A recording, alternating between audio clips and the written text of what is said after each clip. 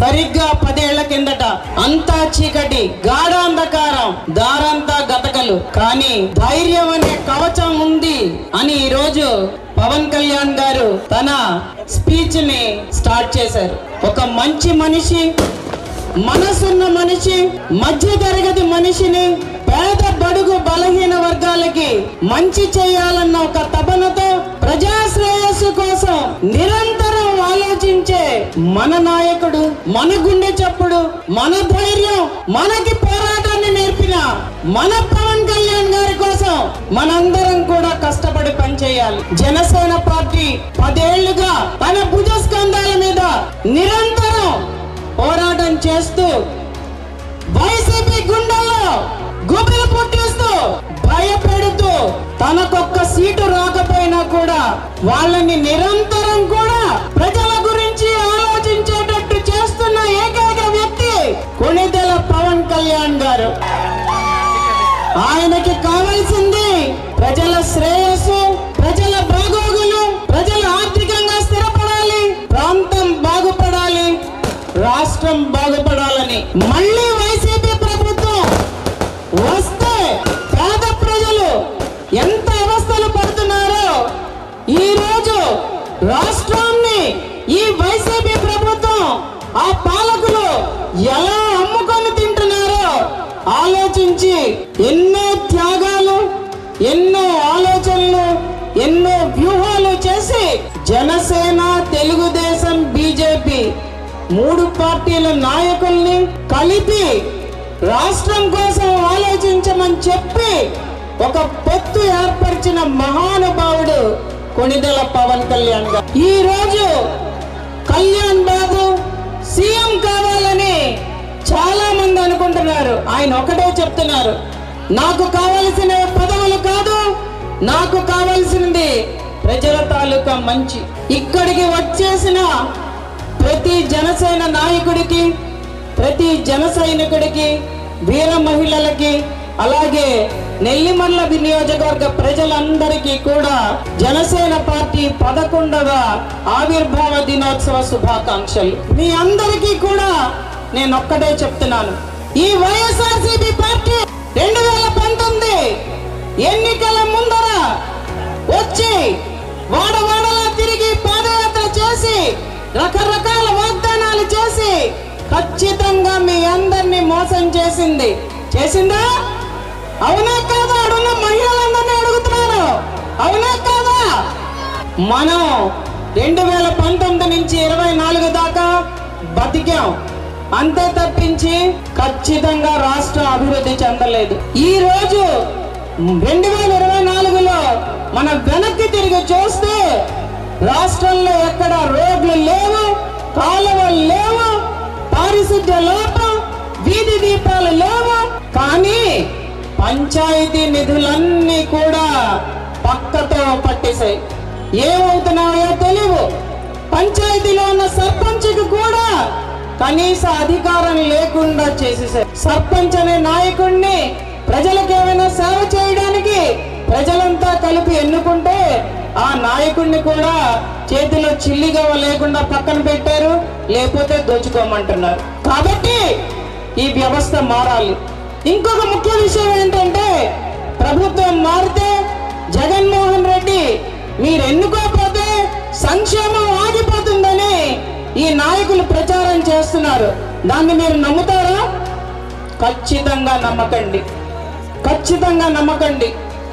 మీకు 10 రూపాయలు ఇచ్చి మీ దగ్గర నుంచి 100 రూపాయలు పట్టుకెళ్ళిపోతున్నారు, 1000 రూపాయలు వాళ్ళు దోచుకుంటున్నారు. అర్థమైందా? మీకు అర్థం అవ్వాలమ్మా. ఇది 10 రూపాయలు మీకు ఇస్తున్నారు, 100 మళ్ళీ మీ దగ్గర నుంచే తీసుకెళ్తున్నారు, 1000 రూపాయలు వాళ్ళు దోచుకుంటున్నారు. ఈ వ్యవస్థ మారాలంటే ఖచ్చితంగా 2024లో ప్రతి ఒక్కరు కూడా ఆలోచించి జనసేన, తెలుగుదేశం, బీజేపీ కూటమికి ఓటేయాలి. చాలా జాగ్రత్తగా ఆలోచించాలి మీరు.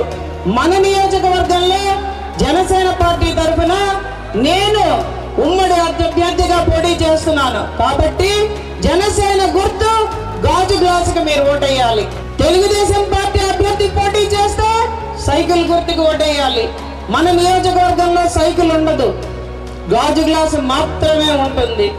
అందరం కలిసి తెలుగుదేశం, జనసేన, బీజేపీ నాయకులు, కార్యకర్తలు అందరం కలిపి ఈ గెలుపు కోసం ప్రయత్నిద్దాం.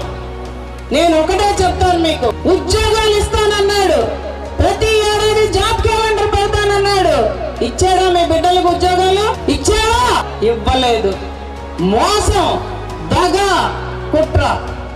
ఖచ్చితంగా జనసేన, తెలుగుదేశం, బీజేపీ ప్రభుత్వం వస్తే గవర్నమెంట్ నోటిఫికేషన్స్ వస్తాయి, మీ పిల్లలకు ఉద్యోగాలు వస్తాయి.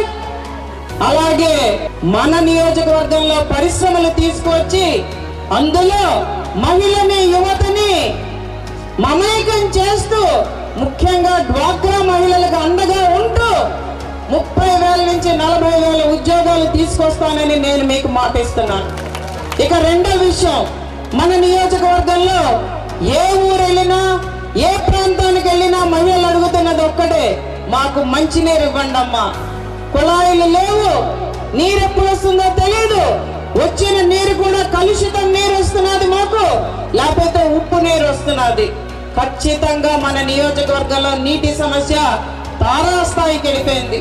దానివల్ల అందులో మినరల్స్, మెటల్స్, ఫ్లోరైడ్స్ ఎక్కువై చాలా మంది జబ్బులు పాల్పడుతున్నారు. మన మత్స్యకార గ్రామాల్లో అయితే గుంతల్లో నీళ్లు పట్టుకుంటున్నారు. ఈరోజు చిన్న చిన్న ముంతలు పెట్టి. ఈ పరిస్థితి మారాలా లేకపోతే అలాగే బతికేద్దామా? మారాలా? ఈ పరిస్థితి మారాలా?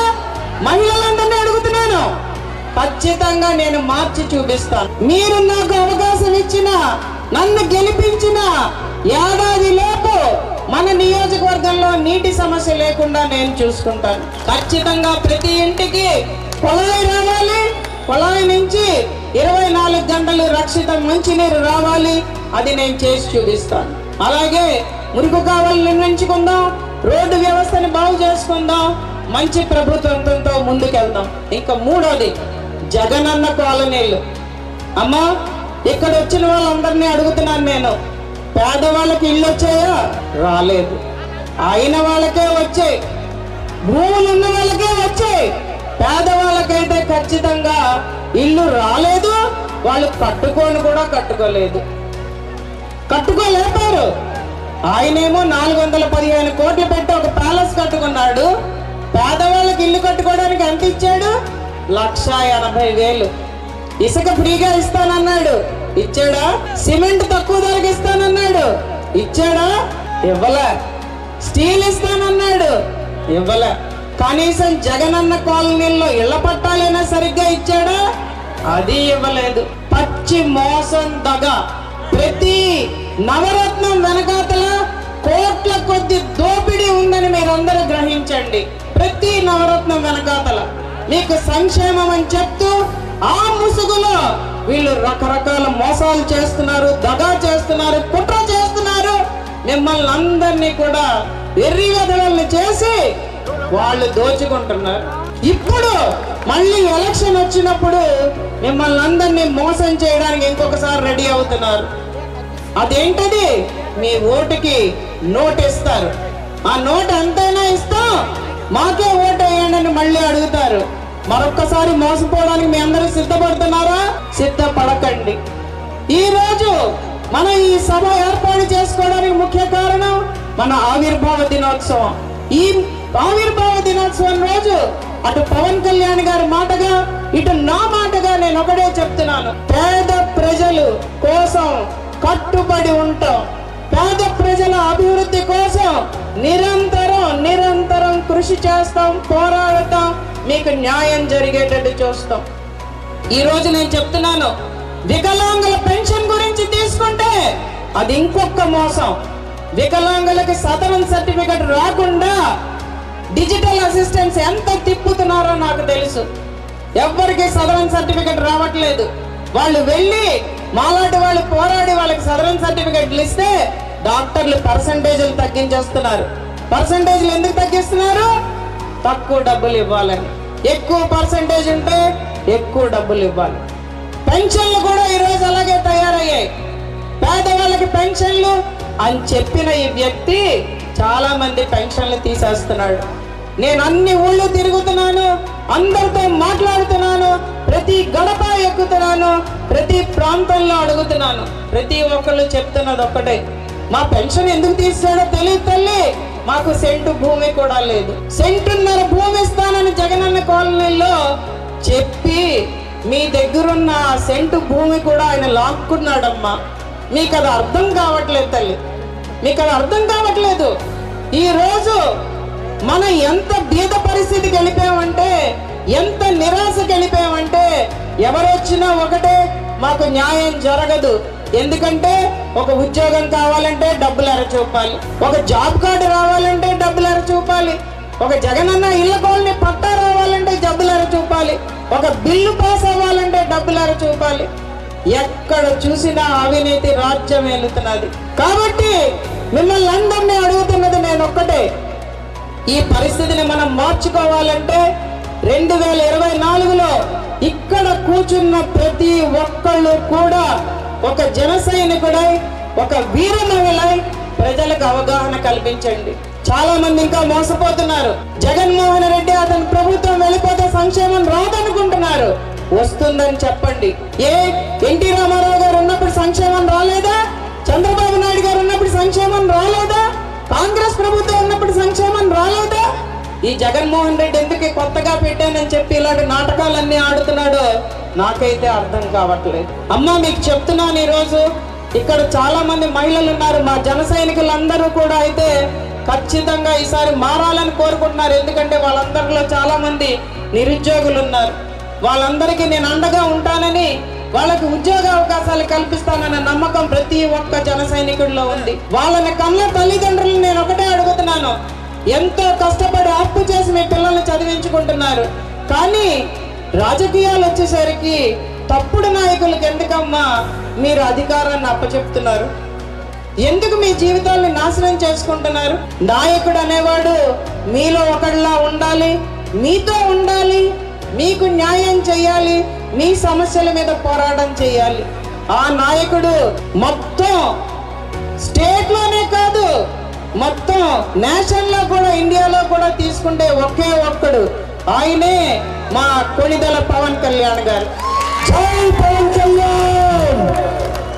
ఆయన ఆశయాల్ని, ఆయన ధైర్యాన్ని పుణికిపుచ్చుకొని నేను మీ ముందుకు వస్తున్నాను. ఖచ్చితంగా మీ అందరికీ న్యాయం చేస్తాను, ఖచ్చితంగా మీ అందరికీ న్యాయం చేస్తాను.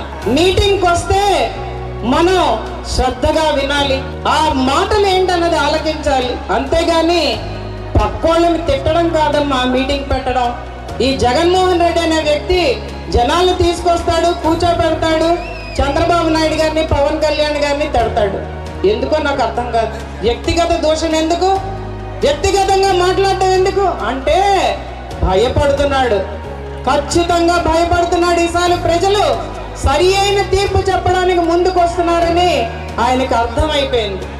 కాబట్టి ఇక్కడ కూర్చున్న ప్రతి వ్యక్తిని నేను ఒకటే అడుగుతున్నాను, మీరందరూ కూడా మీ ఇంటి చుట్టుపక్కల వాళ్ళతో మాట్లాడండి, మీ గ్రామంలో మాట్లాడండి, మీ ప్రాంతంలో మాట్లాడండి, మీ పంచాయతీలో మాట్లాడండి.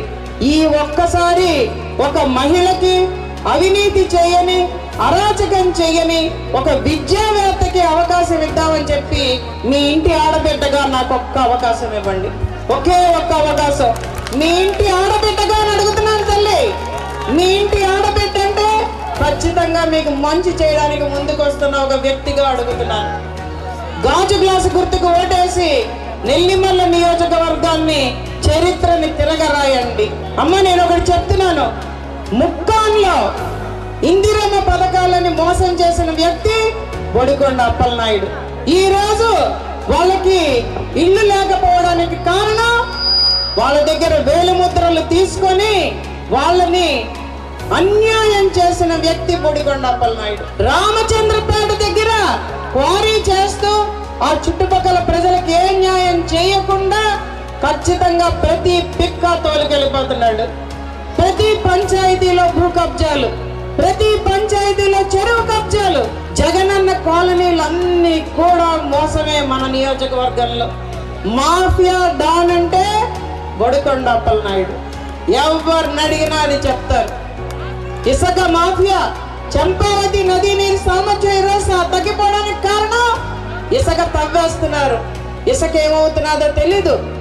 ఇసుక అక్రమ రవాణా జరుగుతున్నది. మనం పేదోళ్ళు ఇల్లు కట్టుకుందామంటే మనకి తట్టెడు ఇసుక కూడా దొరకట్లేదు. ఖచ్చితంగా వాళ్ళు అంటున్నది నిజం. అక్కడి నుంచి వాళ్ళు అరుస్తున్నది మీ అందరూ గమనించాలి. ఈ రోజు ప్రజల కడుపు మంట, దానికి కారణం ఖచ్చితంగా ఈ వైసీపీ పాలకులే. మన నియోజకవర్గం నుంచి బొడికొండ కాదు ఇంకో అనకొండను పంపిస్తారు. ఖచ్చితంగా మనం ఎవరు వచ్చినా కూడా తిప్పి కొట్టాలి, ఫ్యాన్ రెక్కలు విరగొట్టాలి, గాజు గ్లాసు గుర్తు గోడేసుకుందాం. ఖచ్చితంగా మన నియోజకవర్గాన్ని అభివృద్ధి పదంలో నడిపిద్దాం. మంచి మేనిఫెస్టోతో మీ ముందుకు వస్తున్నాం. ముఖ్యంగా మహిళలు వినాలి. సూపర్ 6 చూసారమ్మా మీరు? 3 ఉచిత సిలిండర్లు ఏడాదికి. ఇప్పుడు సిలిండర్లు ఎంత పెట్టి కొనుక్కుంటున్నారమ్మా మీరు? 1400 పెట్టి కొనుక్కుంటున్నారు. అది కూడా కష్టం. 1500 అయిపోయిందంట. అంతే. ఇది వేలంపాట. డబ్బులు సరిపోతే ఓ 100 పెంచు, కరెంట్ బిల్లు ఓ 200 పెంచు. ఇది ఇక్కడ పరిస్థితి. అర్థమవుతున్నది మీ అందరికీ? కాబట్టి 3 ఉచిత సిలిండర్లతో పాటు సిలిండర్ ధరని నియంత్రిస్తాం. ఖచ్చితంగా ఇది జరిగి తీరుతుంది. చేసి చూపిస్తాం. అందరికీ వచ్చేటట్టు చేస్తాం. అలాగే మహిళలకి ఉచిత బస్సు. మన నియోజకవర్గంలో ఖచ్చితంగా బస్సులు పెరిగేటట్టు, మన పిల్లలు కాలేజీలకు వెళ్ళేటప్పుడు బస్సుల్లో వెళ్ళేటట్టు నేను చూస్తాను. అలాగని ఆటో డ్రైవర్లకు అన్యాయం చేయం. వాళ్ళకి తగినట్టుగా వాళ్ళకి కూడా చూపిస్తాం. ఆయన అంటున్నారు ఆటో ఆఫీస్ వ్యవసాయం చేసుకుంటారు కానీ బస్సులు రావాలంటారు. ఖచ్చితంగా అంటున్నారు. అదొక ముఖ్య విషయం మనం మాట్లాడుకోవాల్సింది. ఇంకొకటి 45 వయసు నిండిన వాళ్ళకి 18,000 అని చెప్పి జగన్మోహన్ రెడ్డి దగా మోసం చేస్తున్నాడు. చంద్రబాబు నాయుడు గారు, పవన్ కళ్యాణ్ గారు ఒకటే చెప్పారు, 18 ఏళ్ళు నిండిన ప్రతి మహిళకి 60 ఏళ్ల దాకా 1500 ప్రతి నెల ఖాతాలో పడేటట్టు చేస్తాం. అమ్మఒడి జగనన్న ప్రభుత్వంలో ఒక పెద్ద మోసం. 15,000 అన్నాడు, ప్రతి బిడ్డకే అన్నాడు. ఎన్నికలు అయిన తర్వాత బోర్డు తిప్పిశాడు. ఒకళ్ళకే అన్నాడు. మళ్ళీ 15,000, 14, 13, 12. ఇప్పుడు మళ్ళీ 24లో మీరు పట్టం కడితే 0. ఖచ్చితంగా 0 రాదు. ఖచ్చితంగా ఇంతకు ముందున్న పోస్ట్ గ్రాడ్యుయేషన్ ఫీ రియంబర్స్మెంట్ కూడా తీసేసి ఉన్నత చదువులు ఇంగ్లీష్ మీడియం పెట్టేస్తున్నాను, అమెరికా పంపించేస్తాను మీ పిల్లలని చెప్పి మోసం చేస్తున్న వ్యక్తి జగన్మోహన్ రెడ్డి. తరిమి కొట్టాలి. మనం సిద్ధమా? యుద్ధానికి సిద్ధమా? ముఖ్యంగా నేను మనకి రోజు అన్నం పెట్టే రైతన్న గురించి మాట్లాడకుండా ఈ ప్రసంగాన్ని ముగించలేను. మన నియోజకవర్గంలో ఒకప్పుడు 80,000 ఎకరాలు సాగు చేసేవారు. ఎంతో మంది రైతులు ఉండేవారు అని చెప్పుకుంటున్నాం. ఇప్పుడు 100 ఎకరాల చెరువులు ఎన్నో ఉండేవి అని ఇప్పుడు చెప్పుకుంటున్నాం. ఇప్పుడు రైతు భూమిని అమ్మేసుకుంటున్నాడు. ఎందుకు అమ్ముకుంటున్నాడు?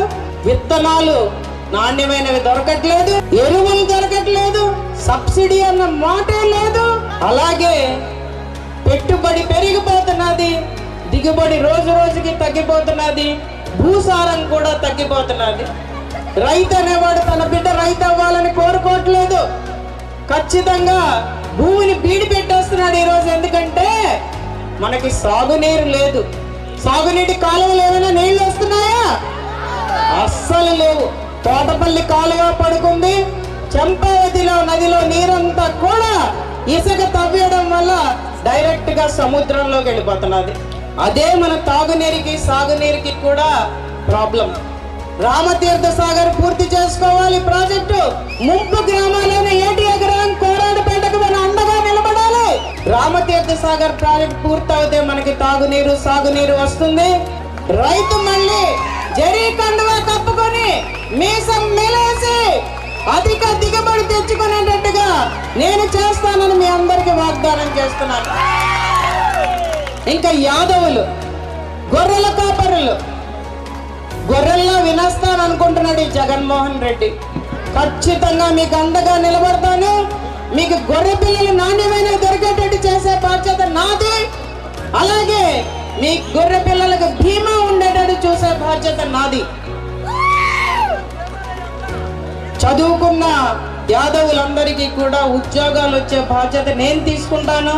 గొర్రె పిల్లల ఉత్పత్తి కేంద్రం అలాగే ఫీడ్ కరెక్ట్ గా జరిగేటట్టు నేను చేస్తాను.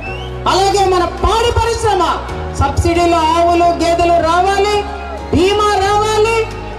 మన పాడి పరిశ్రమ కూడా అభివృద్ధి చెంది మన పొంగునూరు డైరీ కానీ అలాగే మిగిలిన డైరీలు కూడా అధిక లాభాలతో మీదకెళ్తేనే మీరందరూ బాగుపడతారు. మీ అందరికీ ఉపాధి అవకాశాలు వస్తాయి. ఈ రోజు మన నెల్లిమల్ల నియోజకవర్గంలో ఉపాధి అంటే కేంద్ర ప్రభుత్వం ఇస్తున్న చెరువు పనులు మాత్రమే. రోజు రోజుకి అవి కూడా సన్నగిల్లిపోతున్నాయి. చెరువులు లేవని అవి కూడా ఇవ్వట్లేదు. నేను మీ అందరికీ చెప్తున్నది ఏంటంటే ఖచ్చితంగా ఈ పరిస్థితిని అంతా బాగు చేసి నియోజకవర్గ అభివృద్ధికి కంకణం కట్టుకొని మీతోనే ఉంటాను, మీ వెంట నడుస్తాను, మీలో ఒక మనిషిగా ఉంటాను, మీ ఇంటి ఆడబిడ్డగా ఉంటాను. ఖచ్చితంగా మీకు మంచి చేయడానికి ముందుకు వస్తున్నాను. ఆఖరిగా మన గంగపుత్రులు మత్స్యకారులకి నేను చెప్తున్నది ఒక్కటే, మీ జీవన విధానం మారాలి. వలస వెళ్ళిపోయిన ప్రతి ఒక్కరిని వెనక్కి తెచ్చే బాధ్యత నాది. మీ ఉపాధి పెరిగేటట్టు చూసే బాధ్యత నాది. ఫిష్ ప్రాసెసింగ్ సెంటర్లు, ఐస్ ఫ్యాక్టరీలు, కోల్డ్ స్టోరేజ్లు, ప్లాట్ఫామ్స్ అన్నీ కూడా మీ అందుబాటులో ఉండేటట్టు నేను చేస్తాను. తుఫాను వచ్చినప్పుడు మీకు రక్షక కవచంలా నేను నించుంటాను. ఖచ్చితంగా మీకు మంచి చేస్తానని ప్రతి మత్స్యకారుడికి నేను హామీ ఇస్తున్నాను. కాబట్టి మరొక్కసారి ఈ ఆవిర్భావ దినోత్సవ సందర్భంగా మిమ్మల్ని అందరినీ నేను కోరుకుంటున్నది, అడుగుతున్నది కూడా ఒక్క అవకాశం ఇవ్వండి. ఖచ్చితంగా ఈ నియోజకవర్గాన్ని రూపురేఖలు మార్చి హైదరాబాద్ కన్నా మహానగరంగా నేను తీర్చిదిద్దుతానని మీ అందరికీ మాటిస్తూ